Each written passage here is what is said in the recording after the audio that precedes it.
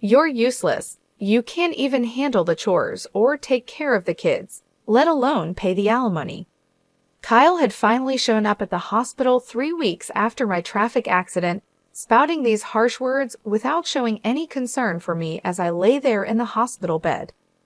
At first, I had hoped Kyle came to visit me out of concern, but he proved to be a letdown. I sighed deeply. To be honest, I had already been thinking about getting a divorce. I didn't expect Kyle to bring it up now, but I guess I should be thankful it saved us both some trouble. Fine, I agreed quickly, which surprised Kyle. Little did he know, I was already one step ahead. I wanted to tell him that I knew what he was planning, and I was silently laughing at him in my head. My name is Sarah. I'm a 40-year-old housewife living with my husband, Kyle, and our 7-year-old daughter, Lisa. Kyle and I met during a group blind date and got married when I was 30. He was easy to talk to, and eventually, I fell for him and we started dating. Kyle was charming and the most handsome man at the table when we first met. When he expressed his interest in me, I felt flattered and proud.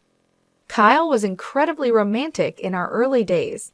He would surprise me with dessert plates and bouquets at fancy restaurants for my birthdays, take me on trips for our anniversaries, and write heartfelt letters at just the right moments.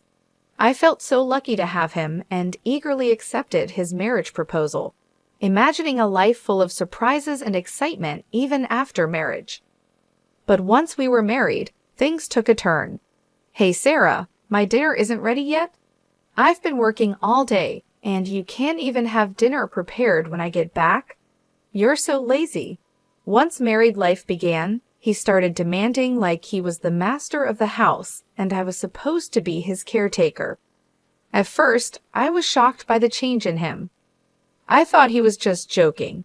When we were dating, we used to laugh at each other's silly jokes. We imagined a sweet newlywed life where we'd call each other by cute nicknames and stay lovey-dovey even after having kids. But it turned out he wasn't joking at all. He treated me like a servant or something even worse. At first, I would laugh it off, thinking he was joking. But gradually, I realized he was serious. He really saw me as his caretaker, and that was frightening. After we got married, I had to quit my job, and we depended on the money Kyle earned. I was scared that if I didn't do as he said, he might cut me off financially, so I felt trapped. Honestly, Kyle's income wasn't great. I was making more when I was working. Kyle only finished high school and jumped from one job to another. His unstable work history continued, quitting jobs every year or two. It seemed Kyle felt insecure about his background and took out his frustrations on me. I'm sorry I got delayed with some errands, I told him once. Don't make excuses, just hurry up and make it, Kyle replied, sitting down with a cold beer. This had become a common scene, but each time I sighed and started cooking. My marriage made me miserable, but I managed to get by. The following year, our daughter Lisa was born, and my days became a series of struggles. As expected, Kyle didn't help much with Lisa. However, he would spoil her by buying her candy or toys she wanted. I tried to raise Lisa properly, so I scolded her when needed, which made her cling to Kyle even more. Lisa, you like Daddy, don't you? Kyle asked her once. Yeah, Daddy is cool. I love Daddy, Lisa replied. I knew it. I'm super dad, Kyle said, looking at me smugly. It was frustrating, but I couldn't help feeling glad that Lisa loved her father. I just sighed again. Despite his spoiling her, Kyle never attended any of Lisa's kindergarten events, like sports festivals or recitals. You know there's a parent-child race at Lisa's sports festival. Could you participate? I asked him. Huh? Why me? You're free that day. You do it, he responded. I'm busy with work every day, but the sports festival could be a great time for us to bond as parents. It's on a holiday, so you won't have to work, I said to Kyle. Shut up. We're already close enough. Maybe you should work on your relationship with Lisa. She thinks you're mean, you know. You might want to fix that, Kyle said, laughing as he left for work. calling himself a super dad, yet he never shows up to school events. I was worried that Kyle's habit of being easy on himself, but hard on others, might influence Lisa. He continued to leave all the housework and childcare to me and was lazy at home. Now, Lisa is 5 years old and ready to start elementary school, but Kyle was still jumping from job to job. He had just quit his factory job last month and moved to a food and beverage company. "I'll be working weekends at my new job since it's in the food industry," he said. "Looks like we'll hardly see each other then." "Can't be helped, it's work," I replied. Honestly, I was relieved because I was tired of Kyle ordering me around on weekends. Now, I wouldn't have to be nagged by him to clean the floor or serve meals quickly. But if Kyle was out on weekends, Lisa would be sad. It's better for kids to spend holidays with the whole family. "I have work, so please let Lisa know," Kyle said. I couldn't really argue with Kyle since he was the one bringing in the money. Reluctantly, I went to tell Lisa, "I'm sorry, but Daddy won't be able to go out with you on his day off." I thought Lisa would be upset, so I told her with a frown. However, contrary to my expectations, Lisa seemed unconcerned. "It's okay. If you're okay with it, then it's fine. You know he's not going to be here on all weekends, right?" "Daddy has been smelling strange lately," she said. "A strange smell?" I asked, puzzled. Lisa nodded and went back to her room. What on earth was she talking about? I've been so busy with housework and taking care of our child that I hadn't noticed much about Kyle lately. Our marriage was not like it used to be, and I tried to avoid being around Kyle to keep things calm. The strange smell Lisa mentioned might be from the factory, I thought. Factories often use special solvents, so it made sense that Kyle could come home with a weird smell. If that was the case, the smell would probably go away soon. Kids are really honest, which is what makes them so endearing. Despite what he said, Kyle started leaving the house early in the morning, even on his days off, which was odd. He also left every weekday. If he was working weekends, he should have a day off during the week. He left without saying anything to me, so I couldn't tell if he was going to work or not. I became curious about what he was doing, leaving so early even on his days off. One day, I asked Kyle, "You seem to be going out every day off. What are you doing?" Kyle looked confused for a moment, then answered in an annoyed tone while scratching his head, "I'm working. I go to work voluntarily." "Really? But you should take care of yourself, or your body won't hold up," I replied. "Shut up. Don't complain about my job," Kyle snapped back. I didn't understand why he got so angry when he often complained about my housework and child rearing. I didn't believe what Kyle said. There's no way he, who usually avoids trouble, would go to work voluntarily on his days off. I knew this from watching him closely over the years. If he was that passionate about work, he would have stayed at his previous job longer. I also started paying attention to the strange smell that Lisa mentioned. Indeed, Kyle came home with a sweet, strong fragrance. This strange smell was not from the factory. Why hadn't I noticed this before? I blamed myself for being so naive and vowed not to make the same mistake again. From then on, I decided to watch Kyle more carefully, especially on weekdays when he said he was going to work. He seemed to wake up an hour earlier than usual and took extra care grooming himself. He appeared to be in a good mood on those days, which varied from week to week, sometimes being on a Monday, sometimes on a Thursday. But it was clear that Kyle was happy on those days when he left the house. I went into his room to look for any clues. I felt like a detective searching the house. Since I always cleaned Kyle's room, I knew it well and didn't feel bad about snooping around. If Kyle had hidden anything, it would be in a place not easily seen. I searched carefully under the desk and bed. Finally, hidden in a candy tin in the closet, I found a bunch of letters. What were these? All the letters were from the same person, named Patricia. They had been sent through the mail. The oldest letter was from 4 months ago, and the newest was from yesterday. As I read the letters, I saw phrases like, I regretted when we broke up, but now I really love you, and I want to go back to the time when I was with you."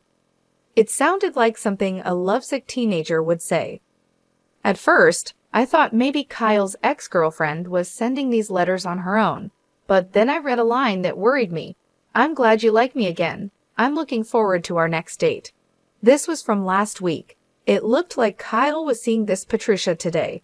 He was definitely up to something. I took photos of the letters with my smartphone as evidence. I thought about taking the letters, but I didn't want to make Kyle suspicious. Even with these letters, I felt I didn't have enough proof. After thinking it over, I decided to hire a private investigator to check on Kyle. 3 weeks later, the investigator gave me the results quickly. He brought photos of Kyle and Patricia close together in the park at night, and even a recording of them saying, "I love you" to each other. I accepted the facts calmly with solid proof in hand. I went to the municipal office and came back with a divorce form. Now that I knew Kyle was cheating, I had no reason to stay with him. I planned to confront him with the divorce papers the next time something happened. I returned home and let out a deep sigh. I was acting resolved, but honestly, I was heartbroken. I was upset with myself for having married someone as careless as Kyle. I was thinking about resting a bit before making dinner when my phone rang. "Hello, yes? Ah, Sarah, do you have time to talk?" "Yes, what's going on?" I was surprised to get a call from my father. He usually doesn't call me. "Actually, your mother and I were talking yesterday, and we're thinking about transferring our assets to you soon." "Huh? What happened?" My father ran a company that sold imported goods to Japanese corporations. I was the daughter of a big company president, but I never told Kyle about this. I thought it would make me sound boastful, especially since Kyle jumped from one job to another. We're getting old and thinking about retiring. We thought about keeping the company going, but didn't want to push it onto you, our only daughter, so we've decided to step back. I see. I felt guilty about not taking over the company, but my parents respected my decision and had planned for the future. I was touched by their thoughtfulness. We're thinking of handing over our assets to you. Our total wealth is $17 million, but we're fine with just $3 million. We've decided to give you the remaining $15 million. What? $15 million? I was shocked. That was more money than I could ever imagine earning in my lifetime. Yes, there will probably be inheritance tax, but you'll still have plenty left. You won't have to worry about living expenses for the rest of your life, Dad said. Thank you. I expressed my deepest gratitude to my father and mother and hung up. Soon, $17 million would be coming my way. With that money, I wouldn't have any worries, even if I divorced Kyle. No offense to him, but he probably couldn't earn that much. I felt relieved and was in a daze for a while. I glanced at the clock. It was 6 p.m. I realized I needed to make dinner and checked the fridge, but there were no groceries left. I got ready to go shopping at the supermarket. My heart was light, but I had also felt a sense of urgency that Kyle might come home soon. As I was hurrying across the last crosswalk to the supermarket, the light turned green. "Watch out!" someone yelled, but it was too late. My body was already in the air, and then I hit the ground hard. A sharp pain shot through my head, and without understanding what had happened, I lost consciousness. When I woke up, I was lying on a hospital bed. The first thing I saw when I opened my eyes were my parents and Lisa. "Sarah, thank goodness," Mom said. Lisa was crying next to me. I gently stroked her head.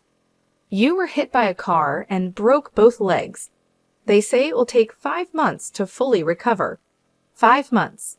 I felt dizzy thinking about being out of action for so long. From that day on, I was stuck in a wheelchair. Although the nurses took care of me, I felt frustrated and annoyed because I couldn't use my legs. During my stay in the hospital, my parents and friends visited me. My parents were taking care of Lisa now, since Kyle was always at work. I thought that was better for her. I was glad everyone visited, but Kyle never came. I started to doubt his care, thinking, aren't we husband and wife? However, 1 week after I was hospitalized, Kyle finally showed up. "Hey, feeling good?" Kyle asked sarcastically. "Yes, man, it's a mess at home without me," I replied lightly. Kyle always complained about my housework as soon as he spoke, showing no empathy. I sighed, thinking he would be at least a little worried about me. "What can I do? I was in a car accident." I snapped back when Kyle looked at me with disdain and said, "You're useless if you can't do housework or take care of the child. That's the worst, and you should pay alimony." He said such horrible things to his hospitalized wife. Initially, I had hoped Kyle came to visit out of concern, but he was still disappointing. I sighed deeply. Honestly, I had been thinking about getting a divorce myself. I hadn't expected Kyle to bring up divorce today, but it saved me the trouble of arguing. "Sure," I said, and Kyle looked surprised when I agreed. "Unfortunately, I know what you're up to," I wanted to say, laughing inside. "Here's a divorce notice." I took out a filled-in divorce form from a bag that my mother had brought and held it in front of Kyle's face. "You already had this." Kyle was briefly confused, his eyes wide, but then he took the divorce notice from me and filled in his name and address right there. I felt relieved knowing I wouldn't have to see Kyle's face ever again. I wanted to tell him the feeling was mutual, but I just watched him leave silently. Probably Kyle will remarry Patricia after the divorce. I don't know what kind of woman Patricia is, but it's sad to think she's going to marry someone as controlling and unpleasant as Kyle. I feel a bit guilty about Lisa, but deciding to leave was something I had thought about a long time ago. I promised myself I would take good care of Lisa. A month after Kyle left, my life was peaceful.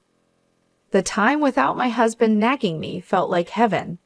I was released from the hospital and started physical therapy.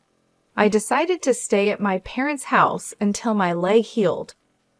My parents were angry at Kyle when they learned about the divorce, but they stopped pressing the issue when I told them I wanted to forget about him.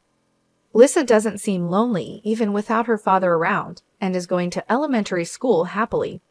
In the end, Lisa also noticed Kyle's domineering behavior and probably doesn't see him as a father anymore. I was convinced that divorcing Kyle was the right decision, but one afternoon, I got a call on my mobile phone. I ignored it when I saw Kyle's name, but the phone kept ringing nonstop. Eventually, I answered the call. "Hey Sarah, when are you coming back?" Kyle's words made no sense to me, and he sounded like he was about to start yelling. "What do you mean, coming back? You remarried Patricia, didn't you?" I replied. When I mentioned Patricia's name, Kyle sounded surprised and exclaimed, "How do you know that? Did you think I didn't know you cheated? That's why I asked for alimony." "Yes, that's right.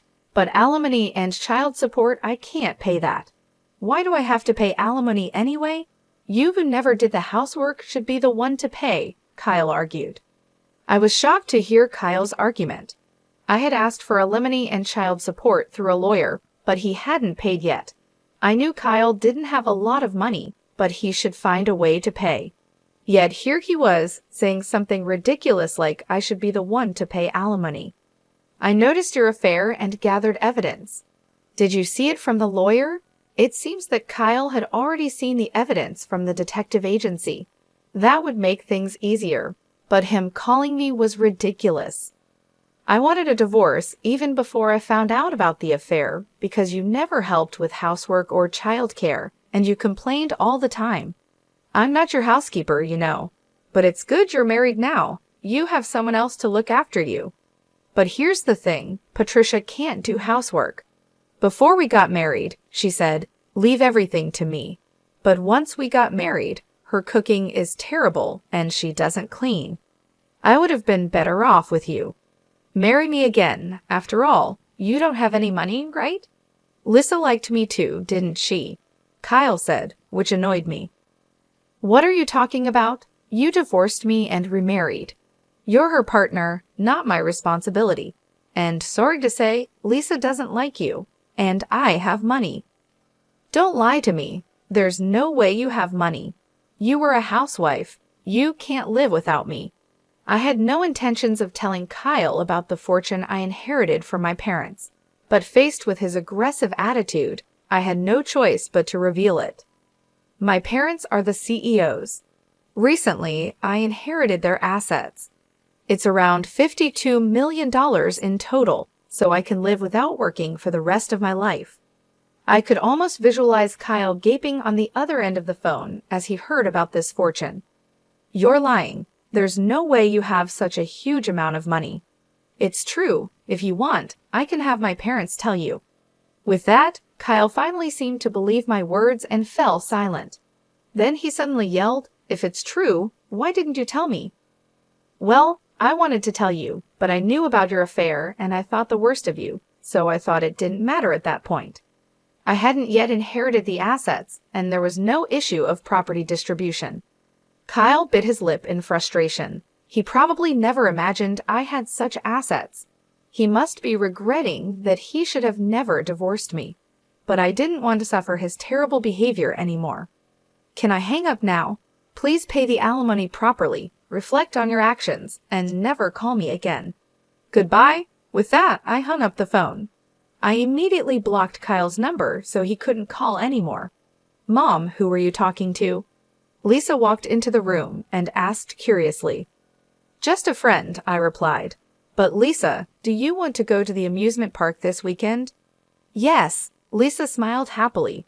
Seeing her smile reminded me that her happiness was all that mattered to me. A few days later, I heard that Kyle had broken up with his new wife, Patricia. They argued because she wouldn't do housework, and Patricia ended up leaving him. Kyle, having been divorced twice in a short time, would probably find it hard to get married again. I hoped he would stay single for a while to prevent more people from getting hurt.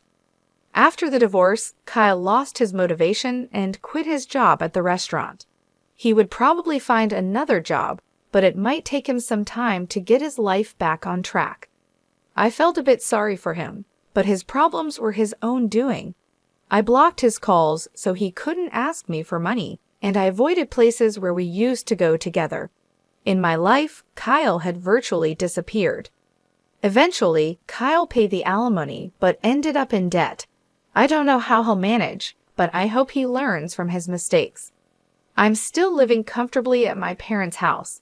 They told us we could stay as long as we like. After my legs fully healed, I started part-time work at a local flower shop. Even though I don't need to work, I find it better to be active and leave the house. I work hard on weekdays and spend weekends having fun with Lisa and my parents. I feel more joy in life than before and want to keep living happily with the people I love.